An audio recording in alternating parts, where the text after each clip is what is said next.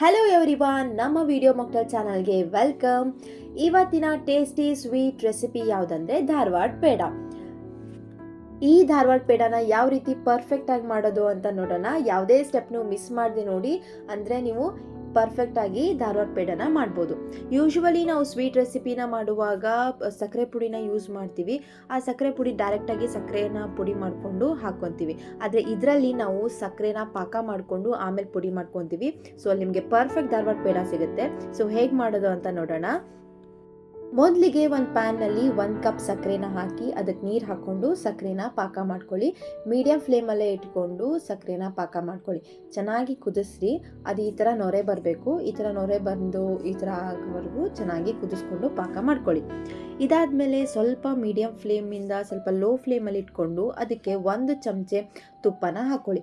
ಈ ತುಪ್ಪ ಹಾಕೊಳ್ಳೋದ್ರಿಂದ ಸ್ವಲ್ಪ ಶೈನಿಂಗ್ ಆಗಿ ಬರುತ್ತೆ, ಟೇಸ್ಟ್ ಕೂಡ ಚೆನ್ನಾಗಿ ಬರುತ್ತೆ.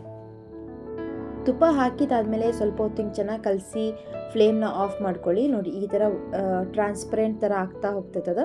ಇಷ್ಟಾದಮೇಲೆ ಫ್ಲೇಮ್ ಆಫ್ ಆದಮೇಲೆ ಹಾಗೆ ಕಲಿಸ್ತಾ ಹೋಗಿ ಅದರೊಳಗಿರುವಂಥ ನೀರಿನ ಅಂಶ ಎಲ್ಲ ಹೋಗಿ ಸಕ್ಕರೆ ಪಾಕ ಇದ್ದಿದ್ದು ಪುಡಿ ಪುಡಿಯಾಗಿ ಬರುತ್ತೆ. ಸೊ ಈ ರೀತಿಯಾಗಿ ಬರೋದು.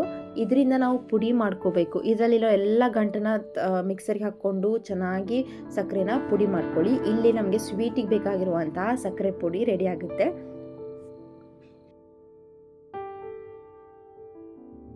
ನೆಕ್ಸ್ಟ್ ಈಗ ಒಂದು ಬಾಣಲೆ ತೊಗೊಳ್ಳಿ. ಅದರೊಳಗೆ 2 ಚಮಚೆ ತುಪ್ಪ ಹಾಕ್ಕೊಳ್ಳಿ. ಹಾಕ್ಕೊಂಡಾಗಿ ಇದಕ್ಕೆ ನಾವು 1 ಕಪ್ ಹಾಲಿನ ಪುಡಿನ ಹಾಕಿ ಹುರ್ಕೋಬೇಕು. ಸೊ ಇದನ್ನ ಹುರ್ಕೊಳ್ಳುವಾಗ ಮೀಡಿಯಮ್ ಫ್ಲೇಮಲ್ಲಿ ಇಟ್ಕೊಳ್ಳಿ, ಅಥವಾ ಲೋ ಫ್ಲೇಮಲ್ಲಿ ಇಟ್ಕೊಂಡ್ರೆ ಇನ್ನೂ ಬೆಸ್ಟ್ ಆಗಿರುತ್ತೆ. ಯಾಕಂದರೆ ಸೀದ್ ಹೋಗ್ಬಿಡ್ತೈತೆ ಅದು ಬೇಗ. ಸೊ ಇದು ಎಲ್ಲಿವರೆಗೂ ಹುರ್ಕೋಬೇಕು ಅಂದರೆ ತೀರಾ ಕೆಂಪಾಗಿನೂ ಆಗಬಾರ್ದು, ಕೇಸರಿ ಕಲರು ಆಗಬಾರ್ದು, ಮೀಡಿಯಮ್ ಕಲರಲ್ಲಿ ಬಂದರೆ ಸಾಕು. ಅಲ್ಲಿವರೆಗೂ ಇದನ್ನ ಸ್ವಲ್ಪ ಲೋ ಫ್ಲೇಮಲ್ಲೇ ಇಟ್ಕೊಂಡು ಹುರಿತಾ ಹೋಗ್ರಿ. ಹಾಗೆ ಹುರಿಯುವಾಗ ಫ್ಲೇಮ್ ಆಫ್ ಮಾಡೋದು ಮತ್ತು ಸ್ವಲ್ಪ ಸೈಡ್ ತೊಗೊಂಡು ಹುರ್ಕೊಳ್ಳೋದು, ಈ ಥರ ಮಾಡಿರಿ. ಯಾಕಂದರೆ ಇದು ಬೇಗ ಸೀದೋಗ್ಬಿಡ್ತೈತಿ. ಆಮೇಲೆ ಇದಕ್ಕೆ ನಾವು ಅರ್ಧ ಕಪ್ ಹಾಲನ್ನ ಒಮ್ಮೆಲೆಲ್ಲ ಗ್ರ್ಯಾಜುವಲ್ ಆಗಿ ಸ್ವಲ್ಪ ಸ್ವಲ್ಪ ಒಂದೊಂದು ಸ್ಪೂನ್ನ ಹಾಕ್ತಾ ಹೋಗಬೇಕು. ಹಾಕ್ತಾ ಹೋದಾಗ ಇದು ಖವ ಥರ ಆಗ್ತೈತಿ. ಇದು ಜಾಸ್ತಿ ಹಾಲು ಹಾಕೋದ್ರಿಂದ ಅದು ತುಂಬ ಅಳ್ಳಕ್ಕಾಗಿ ಹೋಗ್ಬಿಡ್ತೈತಿ, ಮೆತ್ತಗಾಗ್ಬಿಡ್ತೈತಿ. ಸೊ ಆ ಥರ ಮಾಡ್ಕೋಬೇಡ್ರಿ. ಒಂದೊಂದು ಸ್ಪೂನ್ ಅದು ನೋಡ್ಕೊಂಡು ನಾವೇನು ಮಾಡಬೇಕು, ಹಾಕಿ ಹುರಿತಾ ಹೋಗಬೇಕು. ಅದು ಡ್ರೈ ಆದಮೇಲೆ ಮತ್ತೆ 1 ಸ್ಪೂನ್ನ ಹಾಲನ್ನ ಆ್ಯಡ್ ಮಾಡ್ತಾ ಹೋಗಬೇಕು. ಅರ್ಧ ಕಪ್ ಹಾಲು ಪೂರ್ತಿಯಾಗಿ ಹಾಕಿದ ಮೇಲೆ ನೋಡ್ರಿ, ಈ ಥರ ಆಗಿ ಟೆಕ್ಸ್ಚರ್ ಬರುತ್ತೆ. ಈ ಥರ ಆಗೋವರೆಗೂ ಅದನ್ನು ಚೆನ್ನಾಗಿ ಹುರ್ಕೊಳ್ರಿ.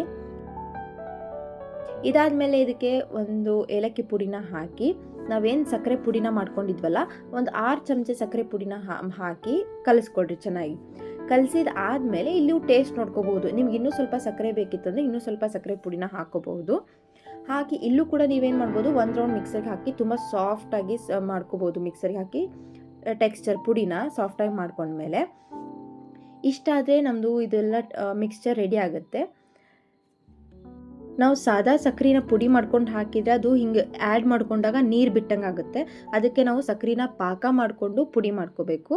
ಸೊ ಇಷ್ಟೆಲ್ಲ ರೆಡಿ ಆದಮೇಲೆ ಆ ಮಿಕ್ಸ್ಚರ್ನ ನಾವು ಪೇಡೆ ಶೇಪಿಗೆ ಮಾಡಿಕೊಂಡು ಉಳ್ಳಿ ಮಾಡಿಕೊಂಡು ಅದನ್ನು ಸಕ್ಕರೆ ಪುಡಿ ಒಳಗೆ ಅದ್ದಿ ಇಟ್ಟರೆ ನಮ್ಮ ಧಾರವಾಡ ಪೇಡ ಈಸಿಯಾಗಿ ಟೇಸ್ಟಿಯಾಗಿರುವಂಥ ಧಾರವಾಡ ಪೇಡ ರೆಡಿ ಆಗುತ್ತೆ.